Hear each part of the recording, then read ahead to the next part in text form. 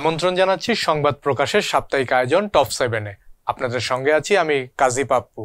শুরুতেই জানিয়ে দিচ্ছি প্রধান সংবাদ শিরোনাম। বাংলাদেশ আমাদের পরীক্ষিত বন্ধু, বললেন পুতিন। সাইবার নিরাপত্তায় একসঙ্গে কাজ করবে বাংলাদেশ ভারত। ফলের বাজারে চড়া মূল্য, বিক্রেতারা বলছেন তারা নিরুপায়। কুড়িগ্রামে চরণ কবির উপর হামলার ঘটনায় তীব্র ক্ষোভ, প্রধান আসামি গ্রেফতার।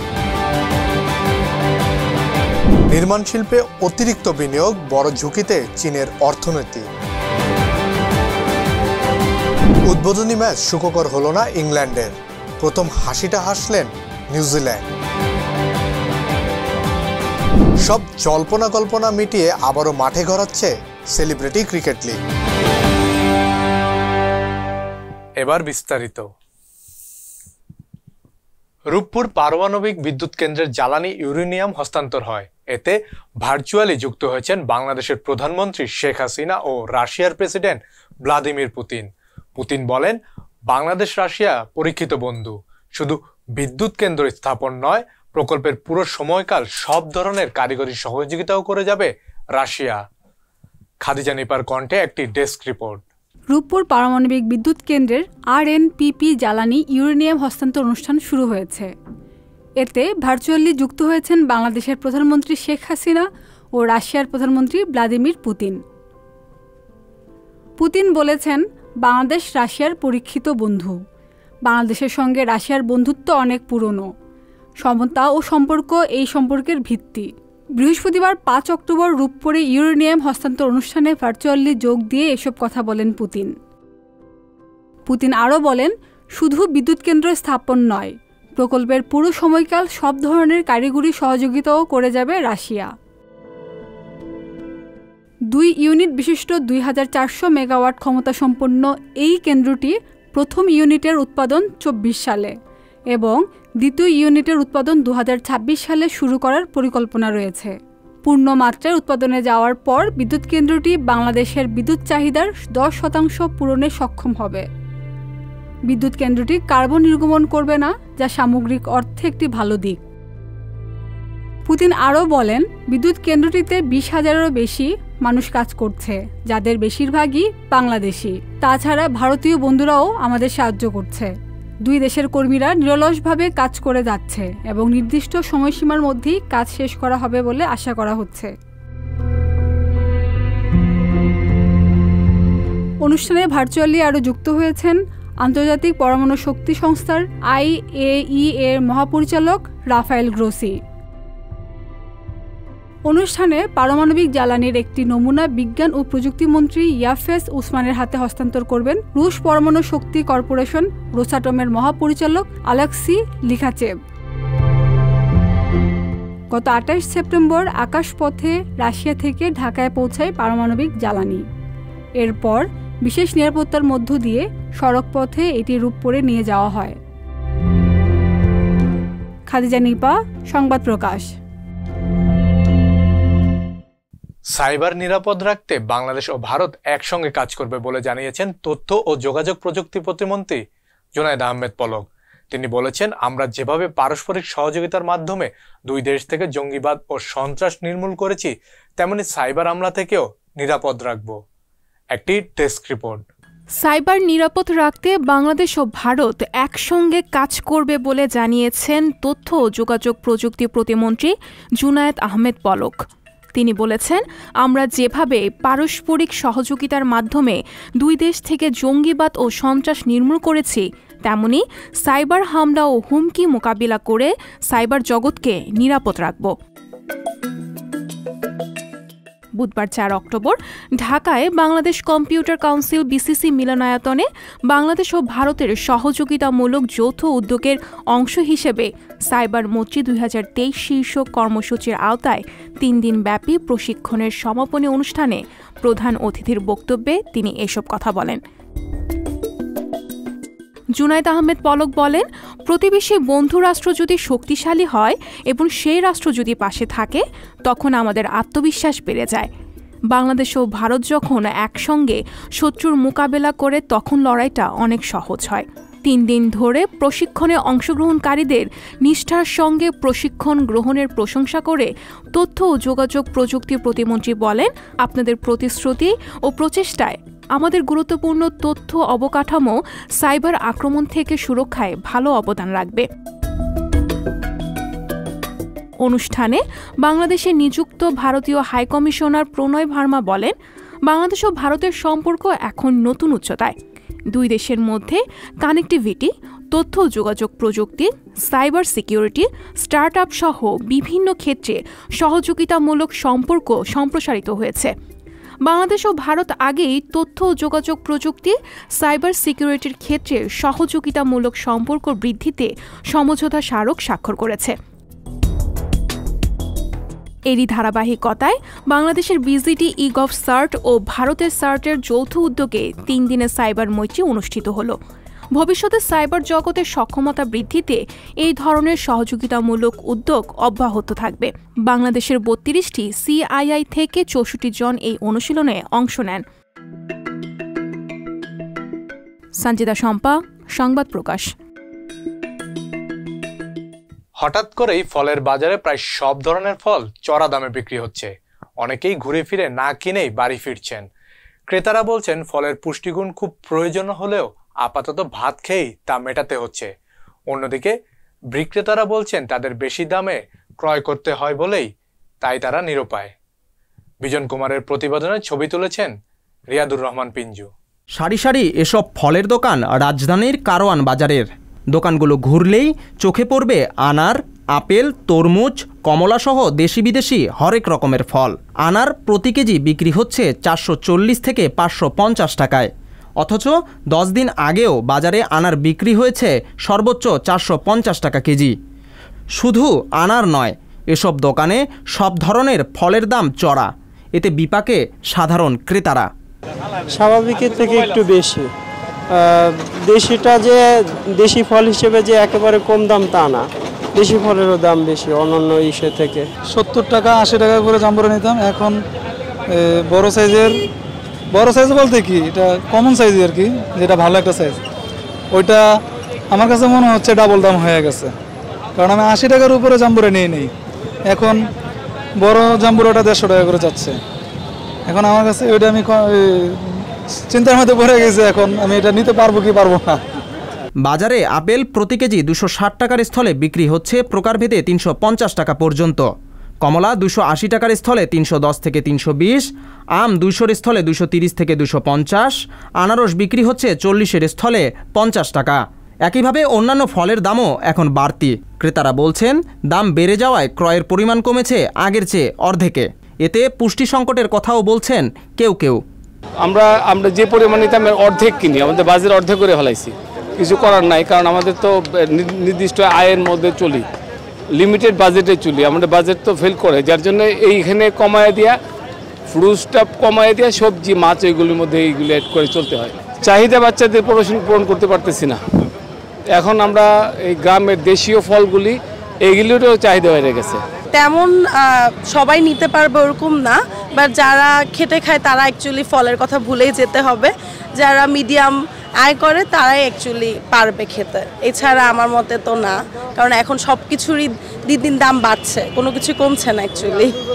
মানে ভাত খাওয়া বেঁচে থাকতে পারলে হয়, এই চিন্তার মধ্যে আছে আর কি, ওগুলোর আশা বাদ দিয়ে দিছি এখন। ক্রেতাদের অভিযোগ সব ধরনের ফলের দাম বেড়েছে, আর বিক্রেতা বলছেন শুধুমাত্র বিদেশি ফলের দাম চড়া। তবে দাম বেড়ে যাওয়ায় শুধু ক্রেতা নয়, বিক্রি কমে যাওয়ায় বিপাকে বিক্রেতাও। বিক্রেতাদের দাবি আমদানি খরচ বৃদ্ধির কারণে বাজারের এই চিত্র। এক্ষেত্রে সিন্ডিকেটের অভিযোগও তাদের। আপনার বাইরের ফলটা দাম বেশি, আর আপনার বাংলাদেশের ফলটা দাম কম। এই যে ড্রাগন আপনার 320 টাকা কেজি, 1 কেজি মালটার দাম হলো 400 টাকা, বাইরের মালটার দাম। আচ্ছা, বাংলা ফল খাওয়া ভালো, কেন জানেন? এটা ভিটামিন ভালো, শক্তি, ড্রাগন। এরপরে মালটা আছে বিদেশি মালটার দাম হলো 400 টাকা কেজি, আর বাংলা মনে করেন আছে 120 টাকা কেজি। ওর চেয়ে এটা ভালো, খুব মিষ্টি। এটাও হচ্ছে আপনার মনে করেন ইনপোর্ট, মনে করেন আপনার খরচ, গাড়ি ভাড়া, তেল সব কিছু বাড়তি না, এখন সব জিনিসের দাম বাড়তি। এর জন্য বিদেশি ফলটার দামও বাড়তি।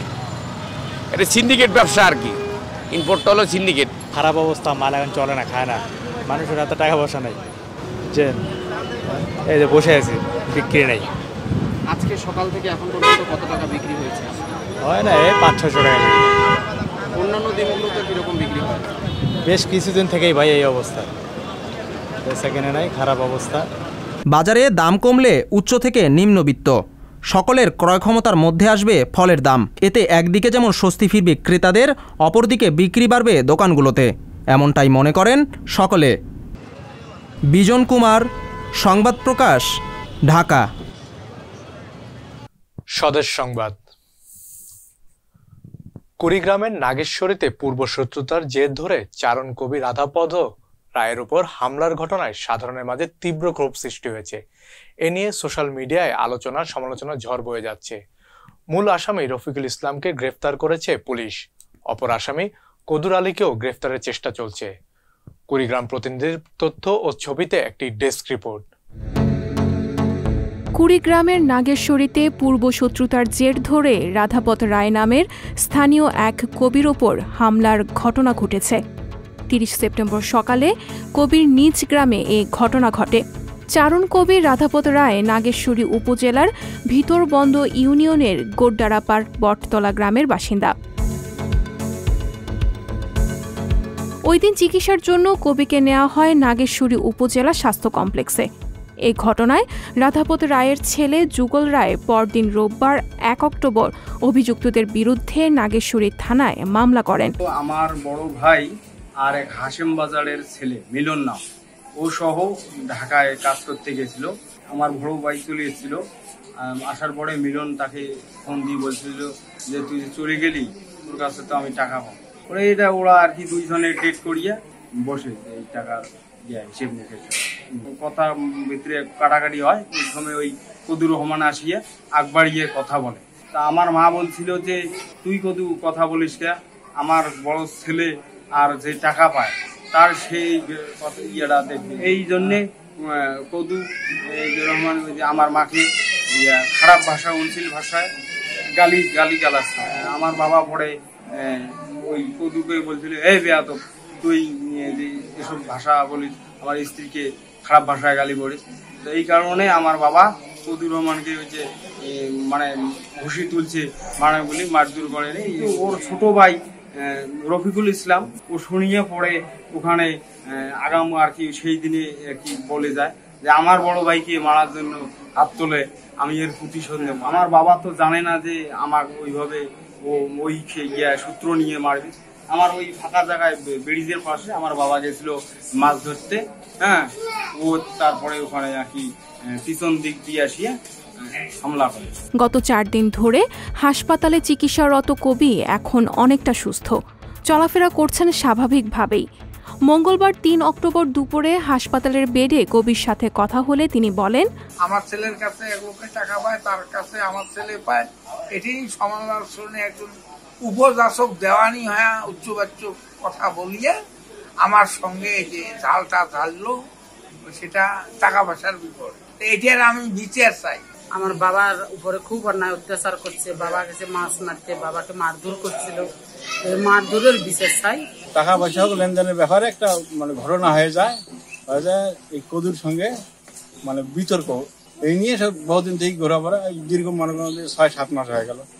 আমরা তো সবাই জানি মানে আর কিছু নাই, তারা যে মনে মনে ধরেছিল এটা তো আমার জানা নেই। অভিযুক্তরা পলাতক থাকায় তাদের বক্তব্য পাওয়া যায়নি। তবে রফিকুলের প্রতিবেশী ও ঘটনার প্রত্যক্ষদর্শী বলেন, যেটা ঘটনা ঘটছে আমি এখানে উপস্থিত ছিলাম। তা এটা মনে করেন যে ওই যে কাঁকড়া নেওয়ার জন্য আসার পর ওই কাঁকড়া আর কি ডিবেট ধরছিল, দিছে। এখন রফিকুল কইছে এখন পাইছি আমি, এখন যাবি কোথায়? কথা বলার পর ওনার আর কি দাড়ি ধরছে। আমরা তো এটা মনে হচ্ছে ইয়ের কি মনে হয়, তাই ইয়ের কি নয়। যখন দাড়ি ধরে মানে এখানে শামুক ছিল অনেক, ওখানে ফেলে দিছে। ফেলে দেওয়ার পর ওই পিঠের যে ক্ষতগুলো, এগুলো মনে হয় ডাং মারিয়ের না, এগুলো ওই শামুকে পড়ে আর কি ক্ষতগুলো হয়েছে। দাড়ি ধরে 2 ডিসিবি ধরছে, 2DCP ধরার পর আর কি এটা লোকজনের ছাড়াছাড়ি করে দিছে। এজাহারের সূত্রে জানা গেছে 7 মাস আগে শত্রুতার জের ধরে পরিকল্পিতভাবে পথরোধ করে গত শনিবার সন্ধ্যার দিকে চারণ কবি রাধাপত রায়ের উপর আক্রমণ চালায় মোহাম্মদ রফিকুল ইসলাম ও কদুর আলী নামের 2 ভাই। অভিযুক্তরা একই ইউনিয়নের কচুয়ার পাড় এলাকার মৃত মোহাম্মদ আলীর 2 ছেলে। গত 30 তারিখে আমাদের চারণ কবির উপর একটা আক্রমণ হয়েছে। আমরা একটা সংবাদ আমাদের কাছে আসার সঙ্গে সঙ্গেই আমরা চারণ কবির স্বাস্থ্যগত দিক এবং আসামি ধরার জন্য মুভমেন্ট অব্যাহত রেখেছিলাম। অ্যাকর্ডিংলি 1 তারিখে একটা মামলা রেকর্ড করেছি এবং সোফার আমাদের অনুযায়ী জেনেছি যে পার্সোনাল এনিমিটির ফলে ওনার ব্যক্তি বিরোধ থেকে 7 মাস আগে একটা ঘটনাকে কেন্দ্র করে বিরোধের জের হিসেবেই এই মারামারি হয়েছে, ওনার প্রতি আক্রমণ হয়েছে। রাধাপত রায় জীবনে বেশি দূর পড়ালেখা করতে পারেননি, পড়েছেন মাত্র 5ম শ্রেণী পর্যন্ত। নিজের লেখা গান কবিতা মানুষকে শুনিয়ে সামান্য উপার্জনে চলে তার সংসার। আঞ্চলিক ভাষায় তার লেখা গান ও কবিতাগুলো বিভিন্ন এলাকায় ব্যাপক সাড়া ফেলেছে। সঞ্জিতা শম্পা, সংবাদ প্রকাশ। আন্তর্জাতিক খবর। সারি সারি বহুতল ভবন নির্মাণ করছিল চীন। রাজপথ থেকে অলিতে গলিতেও শুরু হয়েছিল নির্মাণ কাজ। বড় বড় আবাসন তৈরি করা হয়েছিল। এতে বহুতল ভবন তৈরি হয়েছে যে সেখানে থাকার লোক নেই। গত কয়েক মাসে সেই খাতে সবচেয়ে বেশি ক্ষতির সম্মুখীন হয়েছে বেইজিং। সঞ্জিতা শম্পার কণ্ঠে একটি ডেস্ক রিপোর্ট। চীন পৃথিবীর 2য় বৃহত্তম অর্থনীতির দেশ। গত কয়েক মাস ধরে দেশটির অর্থনীতির টালমাটাল অবস্থা। জিনপিং এর দেশে অর্থনৈতিক সংকট হলে এর প্রভাব পড়তে পারে পৃথিবীর অন্য অনেক দেশেও, কারণ চীনের সঙ্গে অনেক দেশের রয়েছে নানা বিষয়ে লেনদেনের সম্পর্ক। জানা যায় চীনের অর্থনৈতিক সংকটের সঙ্গে জুড়ে আছে তাদের নির্মাণ সংকট। দেশটির বড় ভরসার জায়গা ছিল এই নির্মাণ শিল্প। গত কয়েক মাসে সেই খাতেই সবচেয়ে বেশি ক্ষতির সম্মুখীন হয়েছে বেইজিং।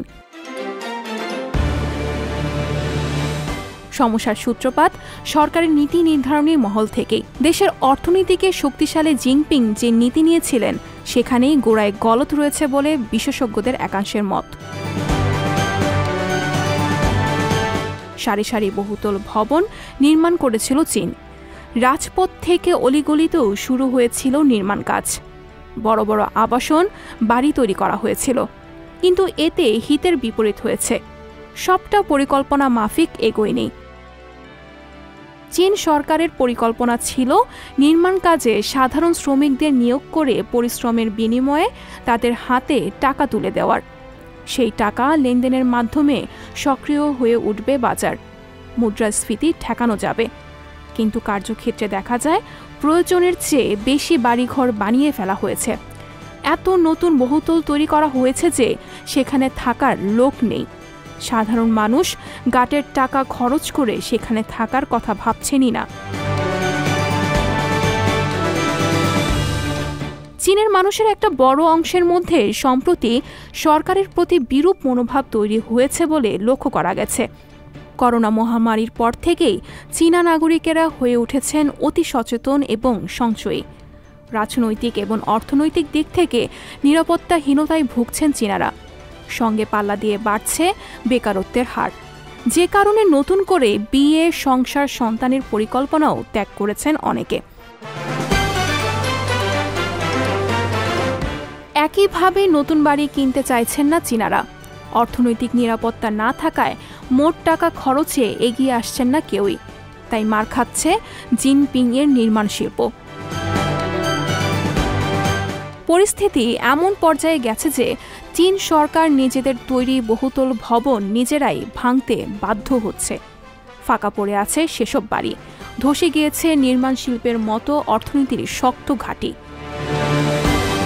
চীনের আরও একটি বড় নির্মাণ সংস্থা কান্ট্রি গার্ডেন হোল্ডিংস, সেই সংস্থাও বর্তমানে দেউলিয়া হতে বসেছে। আদালতে লড়াই চালাচ্ছেন সংস্থার কর্তৃপক্ষ।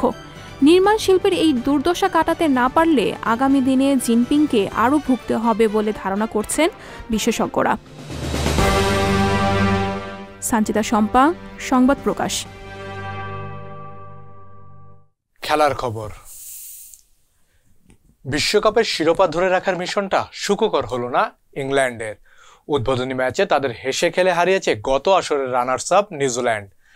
ডেভন কনওয়ে ও রাচিন রবীন্দ্রর অপরাজিত সেঞ্চুরিতে 9 উইকেটের দারুণ জয়ে আসা শুরু করলো কিউইরা। 3 লায়ন্সদের দেওয়া 283 রানের লক্ষ্য 36 ওভার 2 বলে 1 উইকেট হারিয়ে টপকে যায় ব্ল্যাক ক্যাপসরা। কনওয়ে 152 ও রবীন্দ্র 123 রানে অপরাজিত ছিলেন। রাচিন রবীন্দ্র হয়েছেন ম্যাচ সেরা। একটি ডেস্ক রিপোর্ট। আইসিসির মেগা ইভেন্টে টসে হেরে ব্যাটিংয়ে নামে ইংল্যান্ড। বিয়ারস্টোর সঙ্গে ডেভিড মালানের 40 রানের উদ্বোধনী জুটি। এরপর 14 রান করা মালানকে ফেরান ম্যাট হেনরি।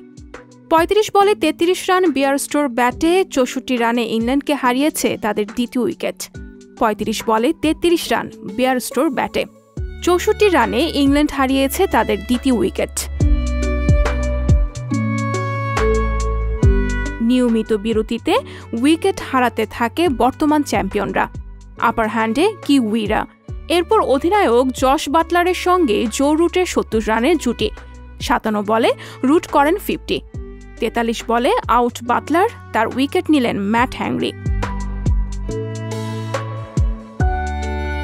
ব্যাট হাতে ব্যর্থ লিভিংস্টোন। 86 বলে 77 করে রুটের বিদায়। ম্যাচের নিয়ন্ত্রণ কিউইদের হাতে। ইংল্যান্ডকে শেষ পর্যন্ত ব্ল্যাক ক্যাপসরা আটকে দেয় 300 নিচে। 9 উইকেটে বর্তমান চ্যাম্পিয়নরা করে 282 রান। জবাবে নিউজিল্যান্ড শুরুতেই হারিয়ে বসে উইল ইয়াংকে। গোল্ডেন ডাক মেরে বিদায় নেন এই ক্রিকেটার। এরপর আর ইংল্যান্ড বোলাররা আর পাত্তাই পাননি নিউজিল্যান্ড ব্যাটারদের সামনে। গেলবার ফাইনাল হারের মধুর প্রতিশোধ নিল কিউইরা। ডেভিড কনওয়ে ও রাচিন রবীন্দ্রর ব্যাটে জয়ের পথ তৈরি করে কিউইরা। দুজনেই 50 পূরণ করে সমান 36 বলে।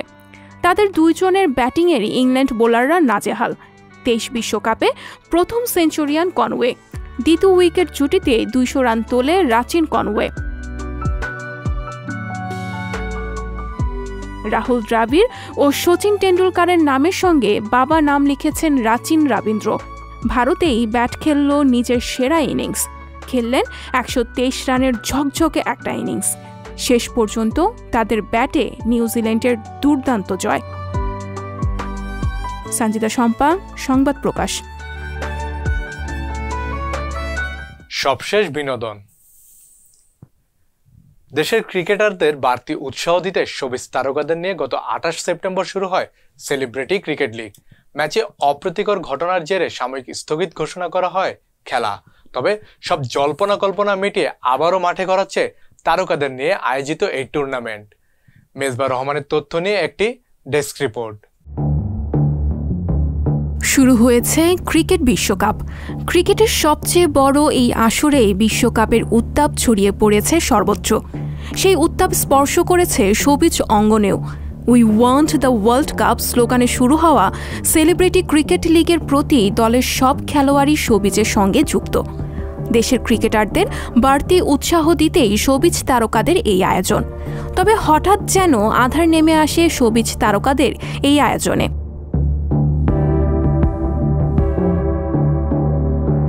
গত 28 সেপ্টেম্বর শুরু হয় সেলিব্রিটি ক্রিকেট লিগ। প্রায় 2 সপ্তাহ প্র্যাকটিস শেষে মিরপুর শহীদ সোহরাওয়ার্দী ইনডোর স্টেডিয়ামে শুরু হওয়া এই আয়োজনের পর্দা নামার কথা ছিল 30 সেপ্টেম্বর। সিসিএলে মোট 8টি দলে ভাগ হয়ে অংশ নিয়েছেন শোবিজের কলাকুশলীরা। প্রতি দলে নারী ও পুরুষ তারকা শিল্পীরা ছিলেন। এই দলগুলো নেতৃত্বে ছিলেন গিয়াসউদ্দিন সেলিম, সালাউদ্দিন লাবলু, শিহাব শাহিন, চয়নিকা চৌধুরী, দীপঙ্কর দীপন, সকাল আহমেদ, মোস্তফা কামাল রাজ ও রাইহান রাফি।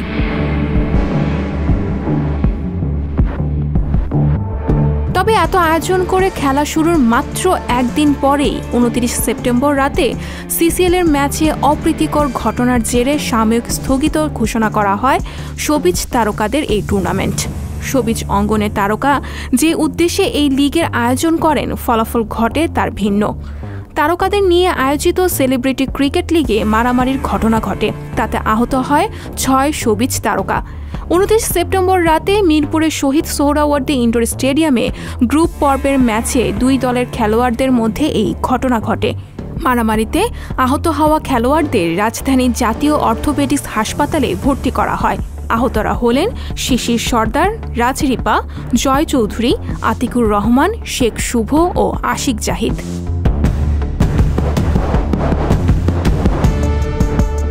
সব জল্পনা কল্পনা মিটিয়ে আবারও মাঠে গড়াচ্ছে তারকাদের নিয়ে আয়োজিত এই টুর্নামেন্ট। সিসিএল 2023-এর আয়োজক কমিটি গত 3 অক্টোবর এই তথ্য নিশ্চিত করেন। দেশের তারকাদের নিয়ে আয়োজিত এই টুর্নামেন্টকে ঘিরে শুরু হয়েছে নানা বিতর্ক। আমার যেটা ধারণা যে সেলিব্রিটি বলতে যা বুঝি আমি সেইভাবে সেলিব্রিটি কিন্তু দেখতে পাচ্ছি না, এটা আমার একটা কষ্ট হচ্ছে। তো আমার মনে হয় যে সেলিব্রিটিটা শুধুমাত্র এমন কাউকে নেওয়া উচিত যারা প্রকৃতপক্ষে সেলিব্রিটি। এখানে অনেক খেলছে, অনেক টিমের অনেকের ক্যাপ্টেনের নামও দেখছি, সেখানে কয়জন সেলিব্রিটি আছে? এখন যা হলো, একে অন্যের বিরুদ্ধে যা বলছে, সত্যিকার অর্থেই খুবই কষ্টকর। মানে এরকম অন স্ক্রিনে বলছে যে আমাদের আর্টিস্টরা, আমাদের ডিরেক্টররা, আমাদের যারা ওখানে টিম নিয়েছে সেলিব্রিটিরা, তারা মদ্যপ অবস্থায় ছিল। এই যে আলোচনাগুলো, গায়ে হাত তুলেছে, মারামারি করেছে, এগুলো তো অসদাচরণ। এবং মদ্যপ অবস্থায় ক্রীড়াঙ্গনে এটাও একটা খুবই আপত্তিকর একটা বিষয়। ওদের এটা করা উচিত হয় নাই এবং এটা তাদের মাথায় রাখতে হবে যে এগুলো করলে দর্শকরা আমাদেরকেই খারাপ বলবে যে তোমাদের ভিতরেই তোমরা ঠিক নাই। কেন দর্শকদের কাছে আমরা প্রমাণ করব যে আমরা ঠিক নাই? এবং মেয়েদেরকে হাত তোলা এটা তো একটা অসামাজিক ব্যাপার, অভদ্রর চরম। বললা এগুলি যদি করে ওরাই সমালোচিত, যারা এগুলি করে ওরাই সমালোচিত হবে। যেখানে যাবে যদি চিনে বলবে ওই যে আইতেছে দেখ মারামারি করছিল, তখন তো সে মুখ গুটায় চলে যাবে। তবে নামে সেলিব্রিটি ক্রিকেট লিগ হলেও আদৌ কতজন সেলিব্রিটি ছিল এই লিগে তা নিয়ে শুরু হয়েছে সংশয়।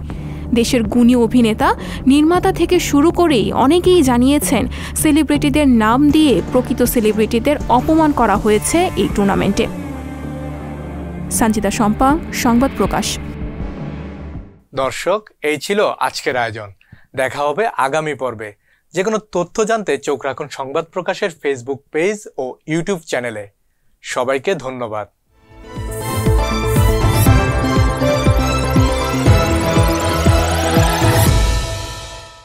সংবাদ, ফিচার ও অনুষ্ঠানের জন্য ভিজিট করুন সংবাদ প্রকাশের ওয়েবসাইট এবং যুক্ত থাকুন ফেসবুক পেজ ও ইউটিউব চ্যানেলের সঙ্গে।